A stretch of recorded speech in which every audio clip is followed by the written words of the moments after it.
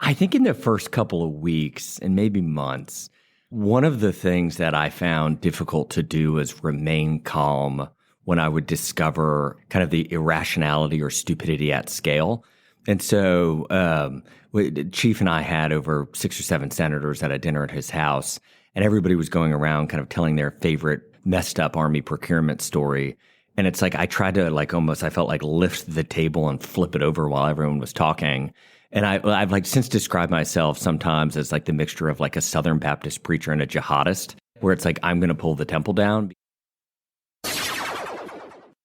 Today's episode sponsor is Aditon, creators of Aditon Operations Kit, the military's go-to software for personnel and equipment accountability.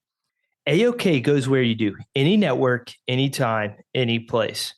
I got to know Aditon's co-founders, James and JJ, several years ago.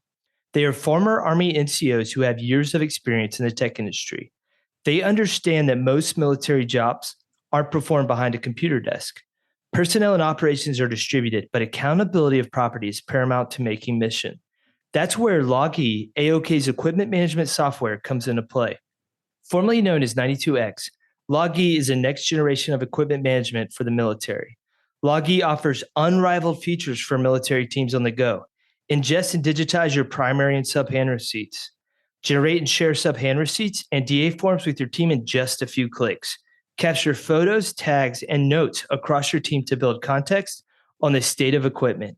Get easy on-the-go access to critical property records. Logi is custom built for the modern military professional. It gives you your valuable time back so you can get back to the mission at hand at home or in the field.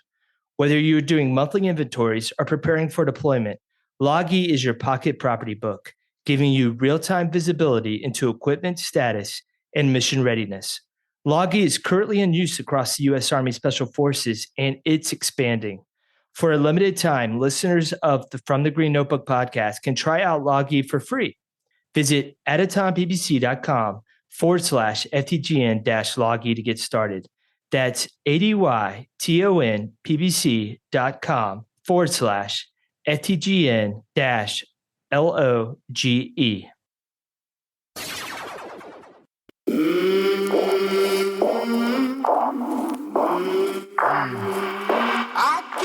How do I know what I think until I see what I say?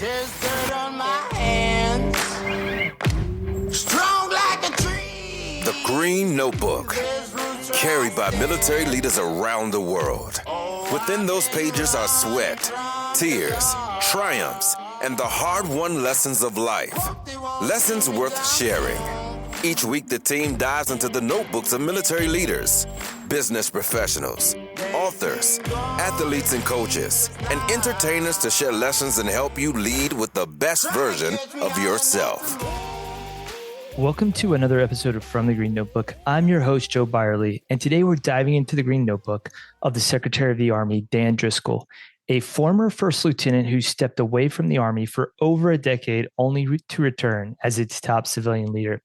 And what a better time to have this conversation than this week as we celebrate the Army's 250th birthday, a milestone that invites us to reflect on where we've been, where we are, and where we need to go next. The Secretary's journey is one of the most unique I've come across. In the span of 15 years, he went from sharing a hotel rooms as a junior officer to sharing the Pentagon with generals and policymakers, all while bringing a fresh, brutally honest perspective to one of the most complex leadership roles in government. And what struck me the most about this conversation wasn't just his willingness to challenge the system.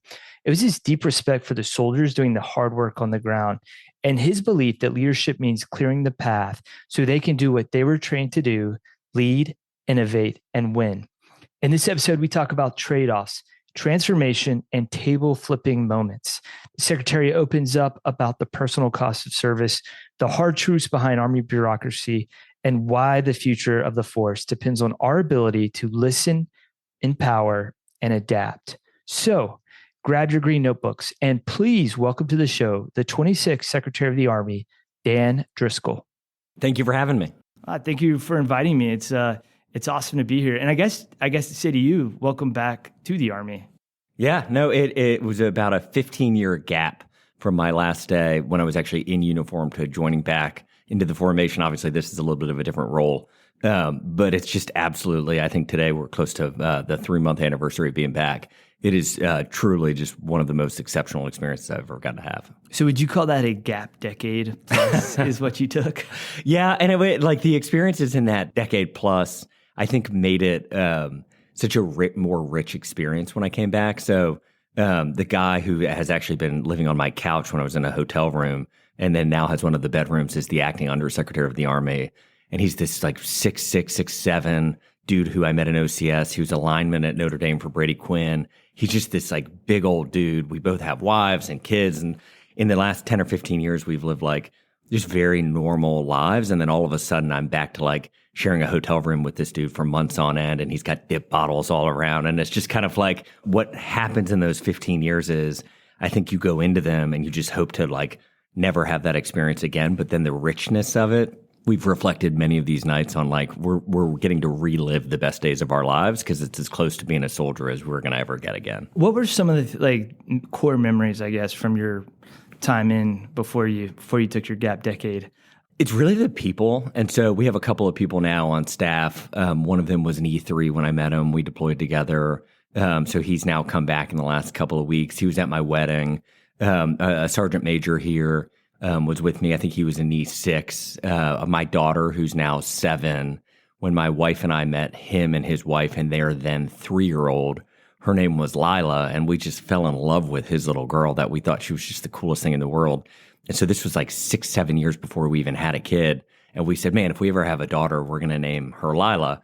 And so we now have a 7-year-old Lila, and I get to spend every day with the other Lila's dad. And it's just kind of like the richness of those relationships and getting to come and tag back in almost like no time went by has just been the treasure of a lifetime. Yeah, and you know, we were talking a little bit before this just about stepping into this role now as the secretary.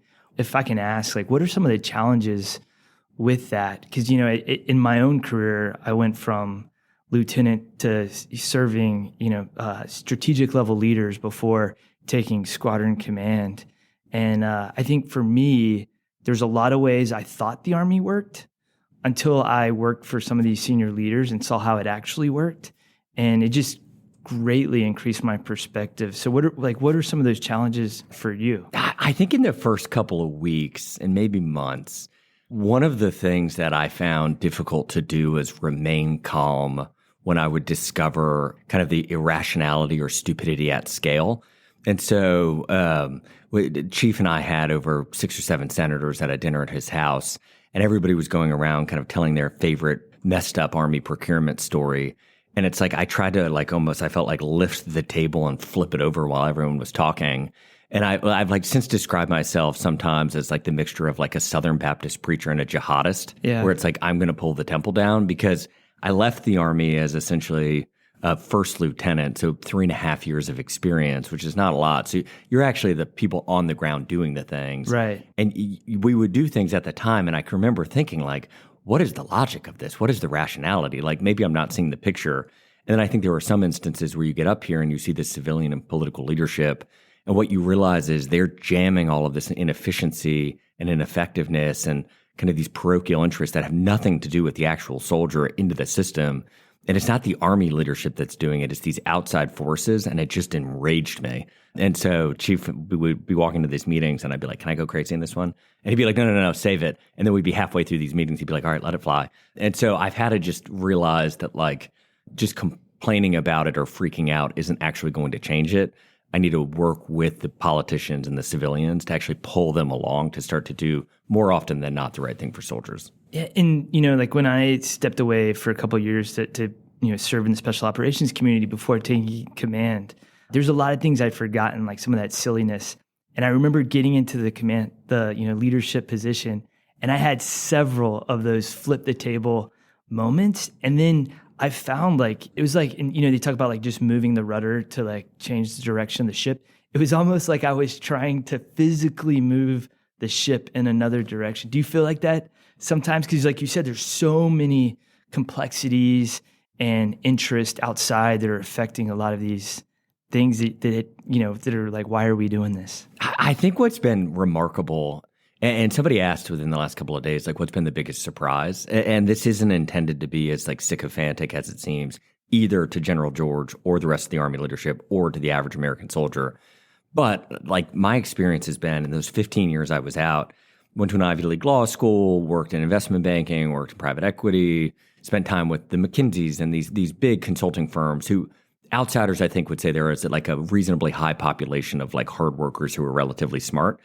And very sincerely, I would put General George, his entire team, the entire Sec Army team, and nearly every American soldier up against any of those people. And I would say that 9 times out of 10, they would outperform them because they are smarter, they work harder, they're more innovative. And so I think a lot of what we're trying to do is, like, after you get past the rage of the inefficiencies, instead of saying, hey, I need to move the ship, or General George needs to move the ship, instead what we need to do is just provide air cover down so that the soldiers can move the ship. Because I think everybody knows what to do. Like, if you look at Ukraine, warfare has changed. These are not like particularly complex thoughts in a lot of ways. The average soldier, if we just give them a credit card and go say innovate to save your life and the life of your buddy, if we ever deploy, send you forward on our behalf, like, I think they would be superb at it. We just need to get out of their way. Yeah, I was actually watching one of your videos, and I will say for listeners that I don't watch Army videos for fun. I was doing it to prep for this interview, but I was watching one of your interviews, and I think you were pointing out that like this $1 million piece of equipment can now be destroyed by an $80 drone. And that statement was something that I heard specialists saying, that like I heard at the brigade level when I was in 2nd Cav Regiment, that like we were already talking about and people were trying to solve it. So yeah, I do see where it's like, get out of the way and provide that top cover and allow the folks from the bottom up to do a lot of that stuff while you and General George are just walking around with your sledgehammer, getting rid of a lot of that bureaucracy. Well, and I think like if you take that example, so it was the RCV, the robotic combat vehicle, and it is exquisite. It's like a great piece of engineering. And if you pull, and this isn't intended to be that specific thing, but if you pull back the curtain, I think the first couple of weeks or months, I thought it's just sheer stupidity from civilians and politicians. Like, they just don't understand. And that's not fair because the system has existed for a very long time for a reason. And it's optimizing for something. It's just not optimizing for soldiers. Instead, what it's optimizing for is oftentimes these parochial interests. It's their donors, it's the lobbyists, it's the business in their community who they're supposed to advocate for. And that should be a healthy tension. But what you see is when we would look through the equipment that we were thinking of buying or canceling, one of the slides would always be, well, who are all the companies that make all the like subcomponents? And then very critically, where are they made? And then it actually lists in our own documents, who are the senators and representatives that benefit or will be harmed from this? And it's like General George and I go into meetings and we say, stop putting in that slide. It doesn't matter. Like, stop thinking like that. Do the right thing for American soldiers, and then we will go jam it through. And going through Secretary Hegseth up to the VP and the president, they will provide us air cover. Just do the right thing for the soldier. That's awesome. And like, I imagine that now, you know, doing this huge shift from what you're doing before to now, you know, doing it for the Army. Are you finding it hard to unplug sometimes? Like, to just go home and be Dan and Dad? Or have you figured that out yet? So I can remember when I was in thinking, so like the Sergeant Major I talked about, whose daughter, my daughter's named after, he had this young kid, and I can remember, and maybe I was late 20s, no wife, no kids, but like I can vaguely remember thinking, man, that must be hard to balance being a spouse and a dad while you're being a soldier, but not really feeling or experiencing it. Now coming back around and this schedule is easier than a lot of soldier schedules, but it's closer to that. I think there's this very binary decision that you have to make. And it's unfortunate and it's hard, but I was reflecting on a podcast with a friend last week that basically I think you just have to appreciate that there are seasons of life where you'll be a better dad and a better spouse, and there are seasons where you'll be worse. Because if I reflect back on these last 10 months, I mean, my family lives in California for this season of life. I've only probably been out there 20 days in the last 10 months. When my kids call, I'm distracted. When Mother's Day happens or Valentine's Day or my wife's birthday, I get terrible gifts. I'm not paying a ton of attention. And I don't think it's something I'm proud of, but I think I can appreciate in the moment that just so much energy and effort is going to this other thing that is the cost. And I tell my kids often, like, I hope I make it up to them in the time before this and the time after, but this is just going to be a season of life where I'm just like not going to be my best version of a dad or a husband. I appreciate you saying that. In a recent interview we just published this past weekend with Lieutenant General Izagiri, she's like, I hate the word work-life balance. She's like, that's not the case. She likes to use the word trade-offs.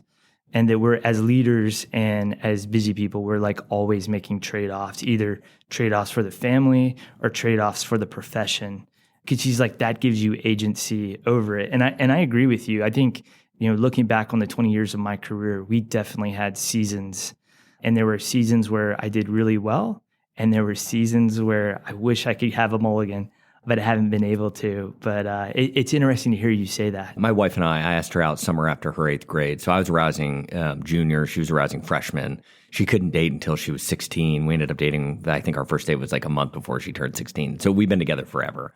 And one of the joys of that longevity is we've both been with each other enough times where we're not our best selves that you can appreciate that. And my wife's she went to med school and is a plastic surgeon and doing orthopedic hand surgery residency. So she works 80 to 100 hours a week, and she's in year 10 of doing that.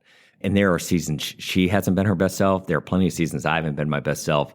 But you can kind of just look out over the arc of our relationship and know we're both doing things I think we are comfortable with the costs. We're reasonably transparent with each other, or we aspire to be.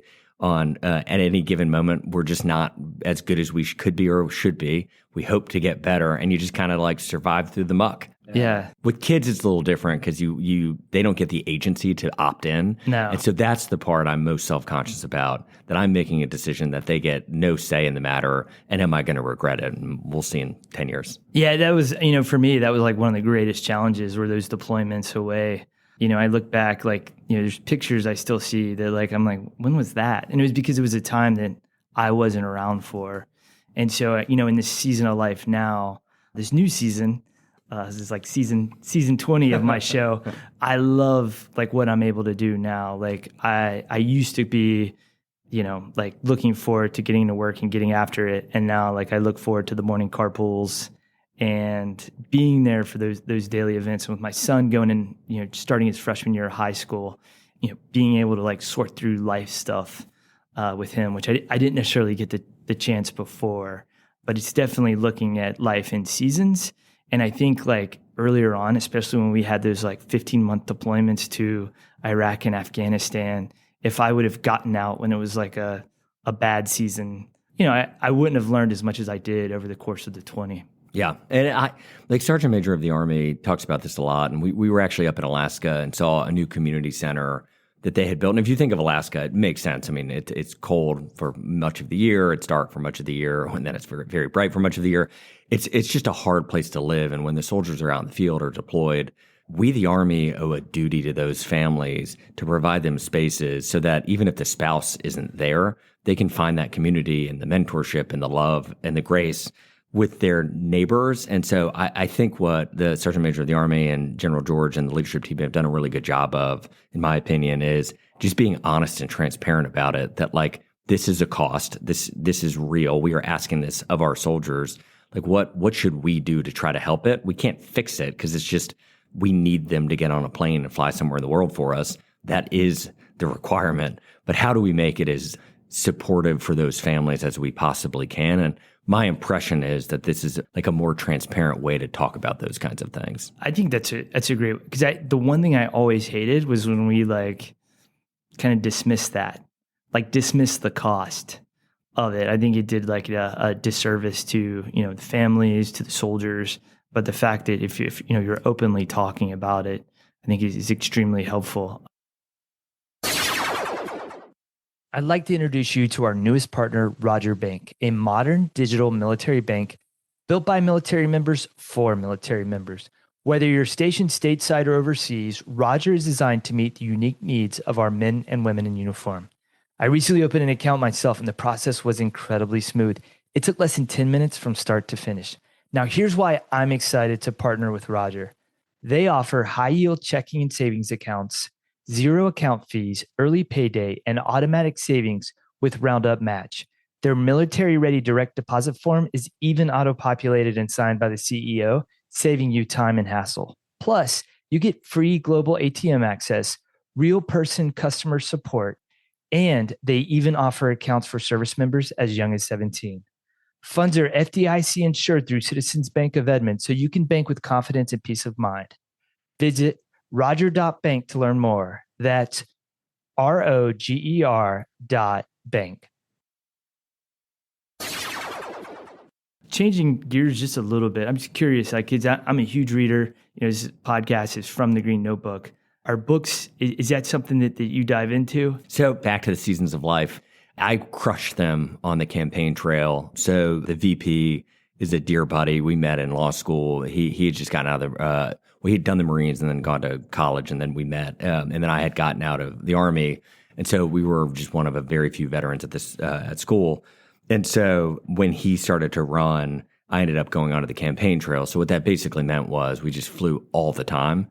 And so you just had endless opportunities to just knock down books. And so in that season, I was crushing. I would say in the last probably 3.5, 4 months, almost all of my reading is work related to try to catch up and get up to speed with. If I had stayed in for 18 years, I think a lot of this would be in there already, but I didn't. And so I got to go learn it. That's awesome. Yeah. So what were some of the ones that stand out from the reading days? So fiction doesn't really do it for me. I don't have a particularly good imagination. Yeah. So it's a lot of nonfiction, like Walter Isaacson's book on Elon Musk.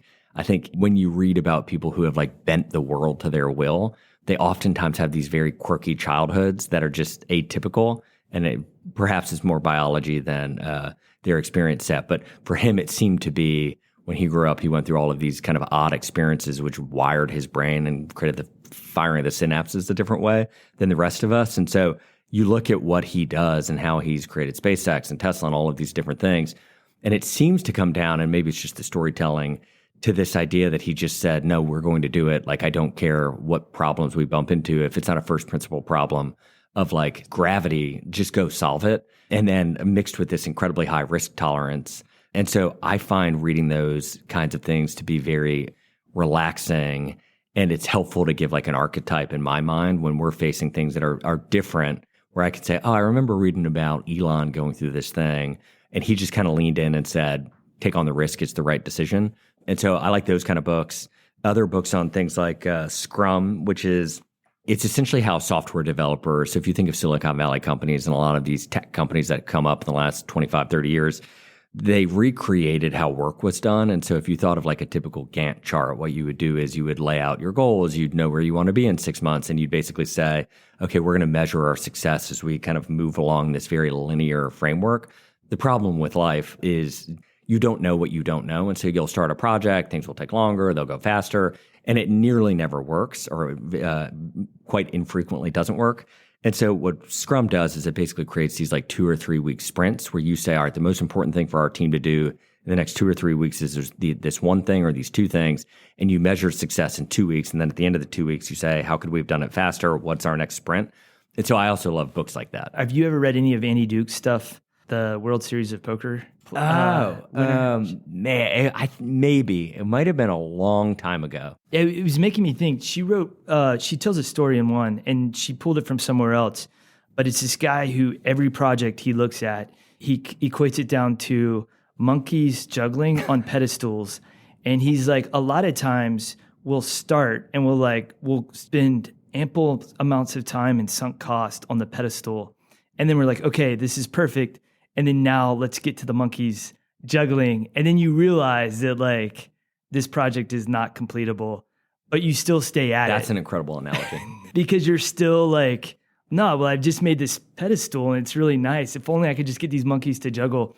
And in her book, she actually talks about, she equates it to, some of our wars. Like we were, again, nation building in Afghanistan or Iraq. And yes, we could deploy our forces, we could do X, Y, and Z. But when it came to actually getting another country to stand on their own 2 feet, that became the juggling monkey. Yeah. My perception is, I don't know if you would agree, and I don't know that I'm young anymore, I'm almost 40. We class of veterans that I think served kind of post 9/11 and deployed to Iraq and Afghanistan, my impression is like I have a much lower tolerance for the belief that we can parachute in and change a culture. And I think if you look back from Vietnam on, there was this fundamental belief that if we just clear a pathway, people will change their social norms. And I think anytime a leader, and this actually comes up reasonably often in this building, even starts to like nudge over that direction, it's like, again, I want to flip the table over of like, at least in the lifetime of me and my now just turned 78-year-old dad, I don't think we've seen that work all that effectively and efficiently. And I certainly don't think the United States Army or the Pentagon is the preferred way to do it, even if it could work. So I totally agree with that.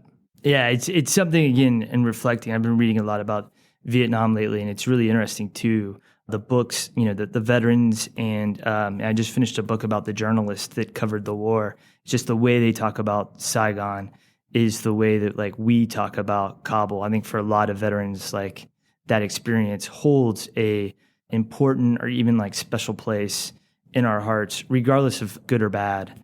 And it's just making sure that moving forward, we make the right decisions, and we, even if we can build a really nice looking pedestal, that we understand that getting the monkey to juggle is a totally different story. My impression is General George has set an incredible kind of model for me as I came in the building.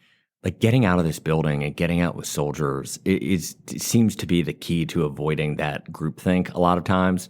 They know, like if you had, I think, gone out with any squad or platoon in Iraq and Afghanistan from, call it 2007 on, we probably could have, with 90% accuracy, I would imagine that nearly all of them would have guessed what the outcomes would be. And it's tragic how long it took for leaders to actually act on that. And so one of the things we've tried to do since I've been in the building, and the last couple of weeks have been different as we get ready for all these posture hearings in the Senate and at the House, is just be out of here, be with soldiers, be in the DFACs, walk around with them, go train with them, walk up hills with them. Because some of it, I think, can be performative where they're taking pictures the whole time. And that makes me a little bit self-conscious. But I think the actual conversations you're having are where I've learned probably 90% of what I've gotten in the last 3 months has been in those moments. Do you find it's hard to, because again, your position, you're not Dan, you're the Secretary of the Army. Like when you ask those questions of people that they're like give you the honest feedback, has it been like a mixed bag? Yeah, so it's hard. There was a commencement speech called "This is Air." That's pretty good. But basically the theory was if you're a fish and you're in water, you don't see water. If you're a human, you don't see the air around you. So as Secretary of the Army, it's like hard to know how accurate what I'm about to say is because it's my only experience. My perception is soldiers very quickly can pick up on whether you're genuine or not. And it's not to say that I always am, but I aspire to be. And so it seems to be that after one or two questions, if you answer genuinely and honestly, you kind of immediately get into the meat of the matter and they will share with you their actual perspectives. Where I think those first two questions, they're a little bit on guard to see, are you just being performative? Are you going to use their answer to harm them? Do you actually care? Are you just there to basically like check a block and get back to the cushy seat in the air-conditioned Pentagon? As a commander, that was one of the things that like I realized is it's kind of like I remember I moved into a house one time and there was like something that really bothered me on the wall. And then like after a couple months, 6 months go by, like I quit noticing that thing on the wall. But then is like I go and, a new person comes in, they're like, why do you have that thing on the wall? And so I think as a commander, that was one of the things for me is that I was, I recognized that I'd been in the institution for 20 years and there's a lot of things on the wall that no longer bothered me, that I didn't notice anymore. And so, to constantly ask questions and get out of the office, like I kept a Fitbit on just to like monitor my steps because I knew like if it was a low step count day, then that means that I was sitting at my desk doing stuff that didn't matter. Oh, that's interesting. And if it was a high step count, that I was actually out talking to folks. But yeah, I found that a lot of times like they were very quick, especially junior officers and some of the NCOs were very quick to point out things that were wrong with the organization. I think I just also had to have the fortitude to listen and then to go back and make those changes. And what's wild to me, we were at Fort Jackson a couple of weeks ago, which is where I did basic training in 2007. So we're back at Fort Jackson and we're watching a lane of soldiers. And these soldiers have been in the Army for a total of 5 weeks as they're going through this lane. And one of the cool things that they had done is they had used a company credit card. They had gone and bought this drone, and they were basically recording the lane for these soldiers who'd been in 5 weeks, and then doing an after-action review where they would look and see what can you see from the sky. which I'm optimistic that our Army we are empowering soldiers to do what they want to do and what they know is right, even so early. But what was more impressive is they were actually getting lessons learned from these soldiers who've been in then 5 weeks that were changing how they were doing it and moving up through the formations and coming up to the Pentagon to change how we were doing things. Like we were actually becoming better as a United States Army from men and women who had been in for 5 weeks. That's remarkable. Yeah, it's awesome. So speaking of changes, the Army Transformation Initiative, and this is like me coming from a brigade and retiring, and then I know like you as a lieutenant, a lot of times stuff happens up at the Pentagon or at the Army level, and it's like a really big deal up here. But like by the time it gets down to the soldier level, it's just like a whisper. Like it's an Army Times headline, something like that. Like we really don't feel it. So for, the current initiative that you guys are pushing right now, is that going to change anything at the brigade level? Like if I'm a captain, a sergeant first class, battalion commander, will I see any of this? So, again, this is air, so it's hard to, I don't want to lick my own ice cream cone here. But I think if everyone in the United States Army doesn't feel something from it in the next 6 months, we have failed.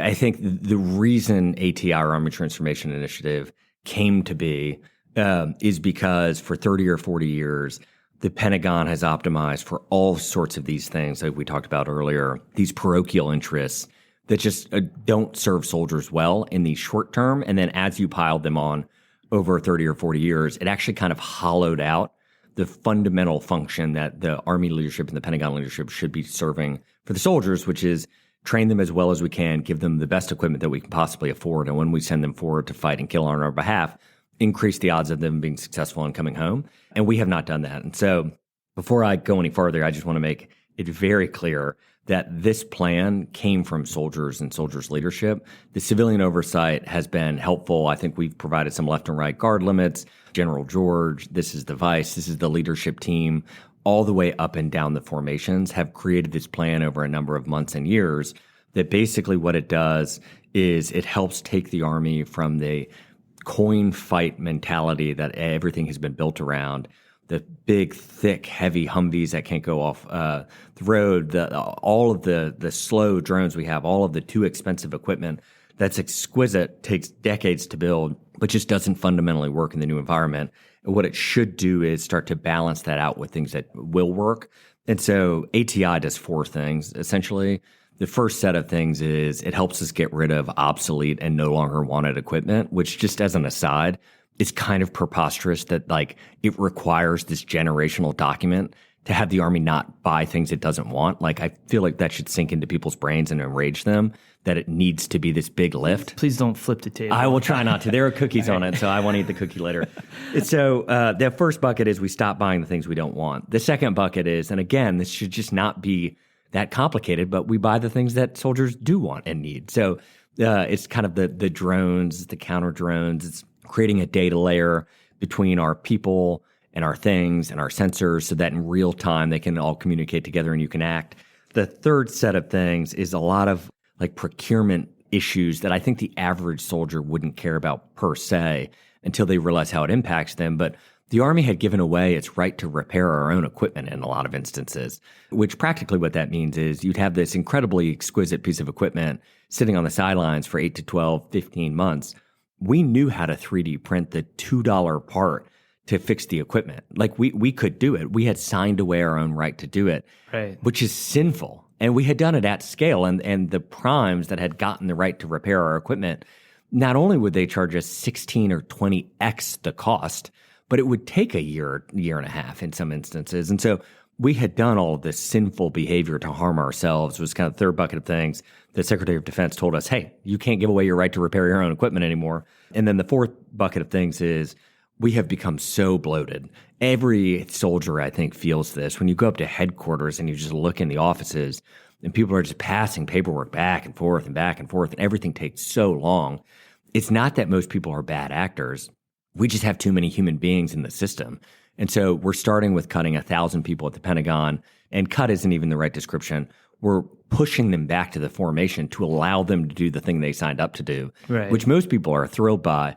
I guess the last thing to end my long-winded monologue on this is we hope to, this should be the first time that we do this, and we should turn the screw, and again and again and again, the Army should be saying, here's what we need that's best for soldiers. Here's what we're going to do. We're going to get the top cover, and then we're going to do it. So we hope to have another document out like this in 6 months, and then another 6 months later. And this change should be iterated, and this should just be the first step. That's awesome. When I was a major, I was in a Stryker brigade at Carson. We went out to the National Training Center in the summer, in July, 115 degrees.